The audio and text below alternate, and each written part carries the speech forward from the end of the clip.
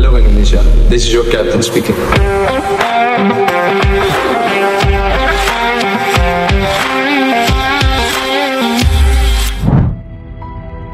Years, 17 for silverware, 41 for this. Sun Heung-min dan pengorbanan bagai satu kesatuan. Mereka seiring sejalan tak bisa dipisahkan. Sepak bola bagi Sun adalah jalan hidup yang harus diperjuangkan. Seberat apapun jalannya, seterjal apapun rintangannya, semua harus dilalui, harus diselesaikan. Sebagai negara yang tidak kuat sepak bolanya, Korea Selatan sudah melahirkan banyak pemain hebat. Mulai dari Cha Bum-kun, orang Korea pertama yang juara di Eropa.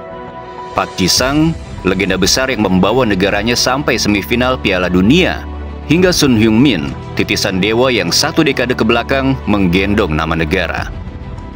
Untuk menjadi seperti sekarang, banyak hal yang harus ia korbankan. Jauh dari keluarga, bekerja keras sendirian, dan bertahan hidup di perantauan. Semua itu dilaluinya. Jatuh bangun, tertawa menangis, lelah bahagia. Dan sekarang semua terasa sempurna. Sun Heung-min baru saja memberikan hal paling indah dan berharga dalam sejarah Tottenham Hotspur. Klub yang selama ini selalu di bawah bayang-bayang lawan, selalu dikucilkan dari persaingan, selalu ditertawakan. Di tanah Iberia yang hangat, Spurs juara Eropa. Levelnya kelas 2 memang, Liga Eropa. Tapi juara tetaplah juara. Tingkat regional pula, dan tidak semua klub bisa mencapainya. Lihat saja Arsenal. Klub sekota yang selama ini menginjak-injak mereka tak pernah mampu angkat piala di Eropa. Sekarang, mau tidak mau, suka tidak suka, Tottenham Hotspur bisa menginjak balik Arsenal. Melawan Manchester United di final, Spurs tampil perkasa. Sayangnya, Sun tak dimainkan sejak sepak mula. Ia baru diturunkan pada babak kedua.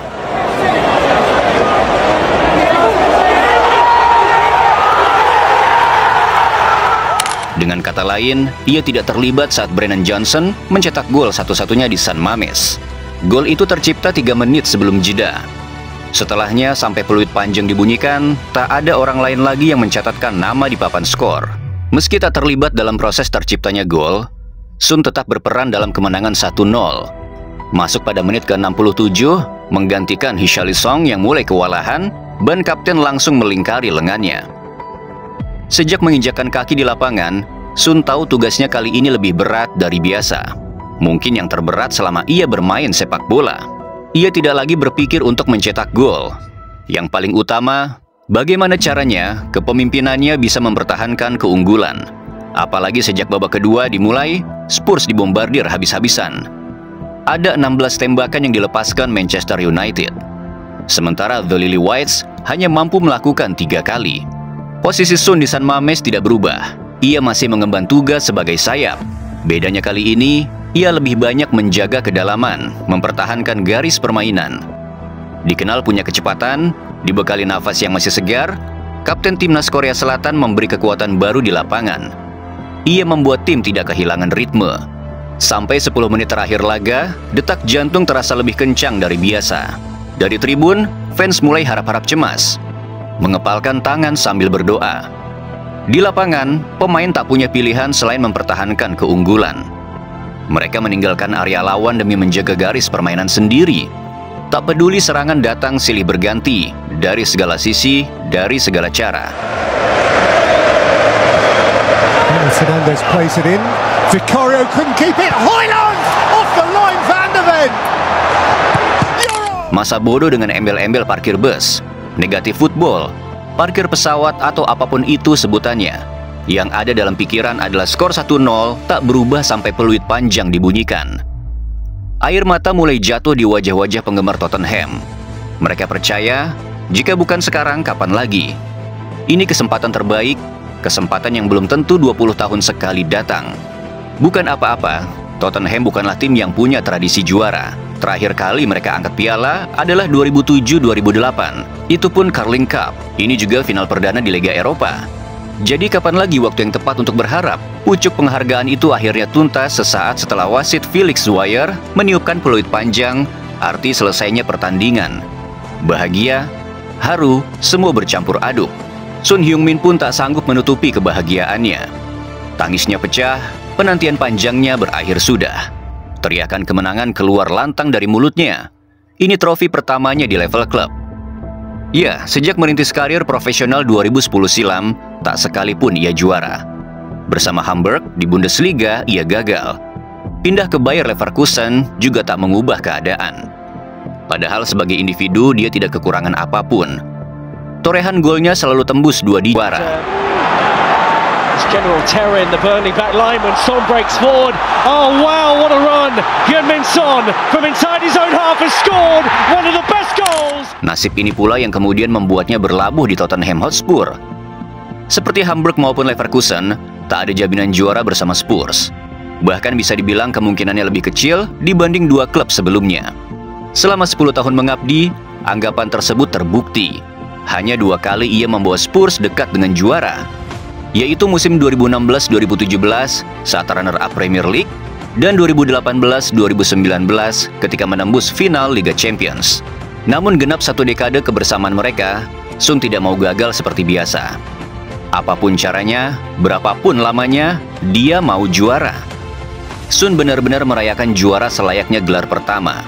Begitu pula dunia yang turut merayakan keberhasilannya. Untuk pendukung netral, ini adalah kemenangan sepak bola. Kita semua merayakan keberhasilan Sun, ikut bahagia melihat dia angkat piala. Sebab hari ini, jika ada satu orang yang layak juara dan membuat kita secara sadar larut dalam pesta, Sun Heung-min lah orangnya. Sun adalah pengejawantahan sepak bola menyatukan semuanya. Dia satu dari sedikit pemain yang sukar untuk dibenci. Reaksi di dunia maya membuktikan itu, bahwa semua orang senang melihatnya. Dari berbagai negara, berbagai kalangan, dengan bahasa yang berbeda. Mereka-mereka yang bukan penggemar sepak bola juga ikut larut. Sejenak meluangkan waktu memberikan selamat untuk sayap 32 tahun. Bukan perkara sulit untuk mencintai Sun Heung-min, sebab ia rendah hati, tak pernah tersulut emosi. Di lapangan ia dikenal dengan attitude yang baik. Di luar lapangan bahkan nyaris sempurna. Well done. Good luck, mate. Superb. Well done. Thank you. Congratulations. Thank you. Yeah. Thank you. Thank you. See you, man. Good luck. Safe journey. What a guy. Pernah suatu ketika, saat dirinya berpapasan mobil dengan penggemar West Ham United, ia mendapat diskriminasi. Bukannya marah, Sun malah melempar senyum simpul dan berlalu begitu saja. Sempat pula sosoknya viral karena 2 hal.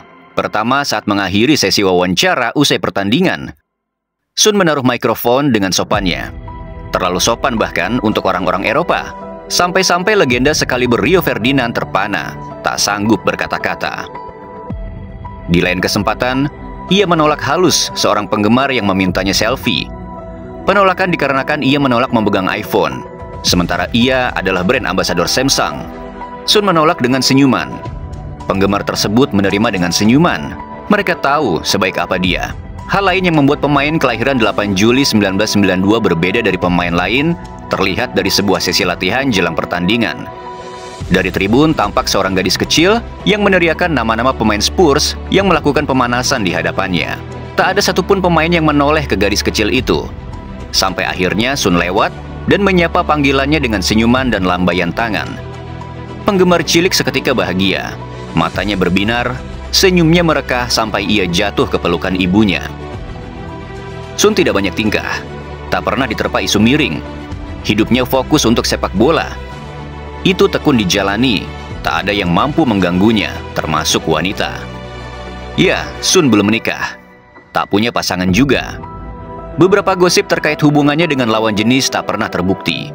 Sampai ia dikabarkan dekat dengan salah satu personel Blackpink, Jisoo, dan lambat laun kabar tersebut menguap begitu saja.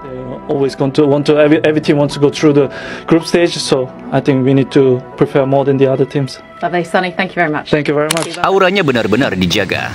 Ketika banyak orang tak berdaya ditatap Lisa Blackpink, Sun hanya membalas senyuman Lisa dengan tatapan datar.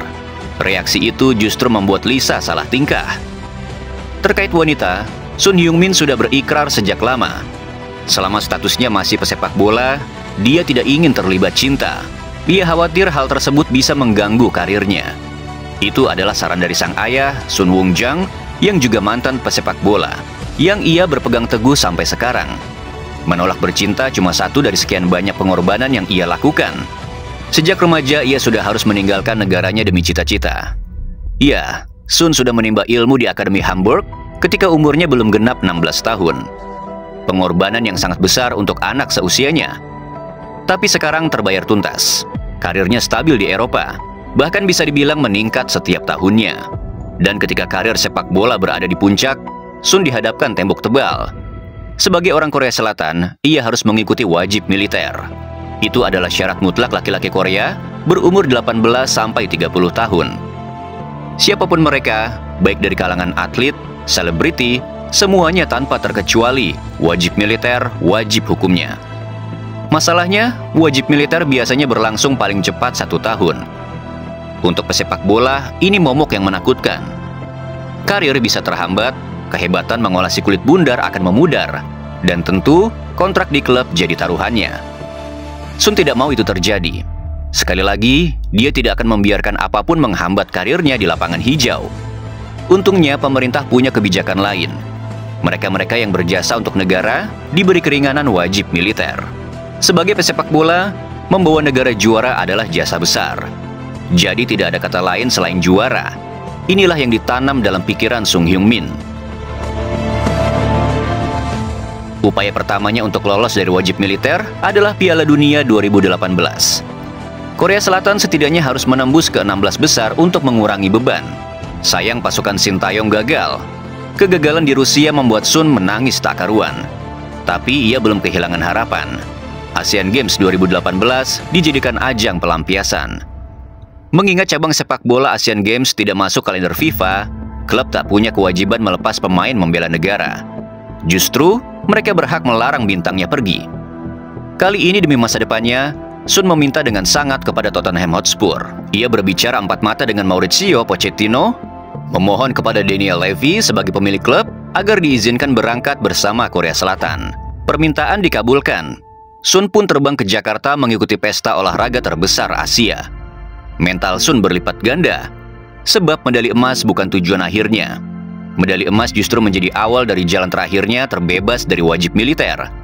Tak ada upaya dan pengorbanan yang sia-sia. Bertindak sebagai kapten, pemain sayap kiri juara di Stadion Pakansari Bogor. Di final melawan Jepang, ia mencatatkan 2 assist dalam kemenangan 2-1 Korea Selatan. Medali emas yang membuat lega. Sun terbebas dari wajib militer dan hanya mengikuti proses pelatihan tak lebih dari 1 bulan. Maka tak heran, trofi Liga Eropa musim ini patut dirayakan semua orang. Bukan karena Tottenham-nya, melainkan Sun Hyung-min-nya. Apalagi dia adalah satu-satunya pemain yang tersisa dari masa keemasan klub.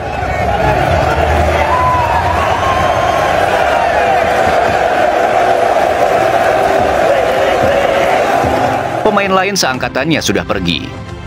Toby Alderweireld, Jan Vertonghen, Christian Eriksen, Kyle Walker, Dele Alli, Eric Lamela, hingga duet sehatinya di depan yang selama ini menjadi representatif klub, Harry Kane.